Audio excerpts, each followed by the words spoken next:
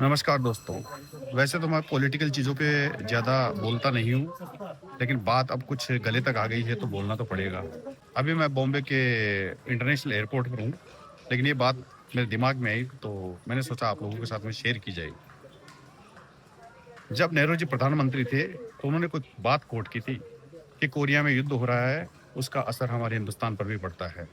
और ये शख्स जिन्होंने उस बात का संसद में मजाक उड़ा दिया। नेहरू जी लाल किले से देश को संबोधन करते हुए क्या कह रहे हैं? अब ये कुछ नया लाए हैं हमारे बाबा रणछोड़ दास।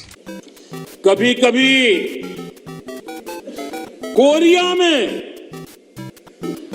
में लड़ाई भी हमें प्रभावित करती है। इसके चलते वस्तुओं की कीमतें बढ़ जाती है। अब यही शख्स आके कह रहा है कि इंटरनेशनल लेवल पे क्राइसिस चल रहा है और हमारे हिंदुस्तान के ऊपर भी उसका फर्क पड़ रहा है, इसलिए आप सोना मत खरीदिए। हम सोने के गहने नहीं खरीदेंगे। तो भाई, नेहरू जी ने तो उसी वक्त इस बात को बता दी थी, लेकिन तुम्हारी समझ में नहीं आती। आज तुम 21वीं सदी में जी रहे हो, एक टेक्नोलॉजिकल एरा में जी रहे हो, जहाँ पे सब संसाधन मौजूद है। और उस शख्स ने इस देश को उस वक्त संबल दिया जब हमारी चारों तरफ से सीमाएं खुली हुई थी, हमारे पास में पैसे नहीं थे, पूरा देश भूखमरी से गुजर रहा था, गरीबी थी, अंधविश्वास था, एजुकेशन नहीं थी, स्त्रियों की शिक्षा नहीं थी, और हम बहुत बड़े डेब्ट से उभरे थे। करीब करीब 700 साल की गुलामी के बाद में हमें आज़ादी मिली। उसके बाद में नेहरू जी प्रधानमंत्री बने और उन्होंने 1951 में सबसे पहले वो निर्वाचित प्रधानमंत्री बने, और 1951 से लेकर 1964 तक उन्होंने बहुत सारे IIM, IIT, Bhakra Nangal dam, Sardar Sarovar dam, ये सब उन्होंने बनाए।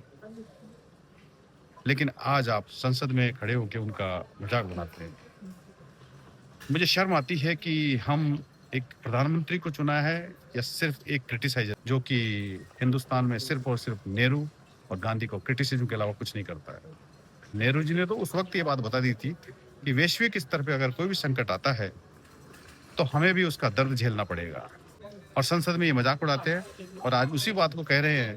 वैश्विक संकट के इस समय में हमें कर्तव्यों को सर्वोपरि रखते हुए कुछ संकल्प लेने होंगे। ये हिपोक्रेसी नहीं तो और क्या है। जय हिंद, जय भारत, जय संविधान। आप जरा बताइए, आप क्या सोचते हैं इसके बारे में?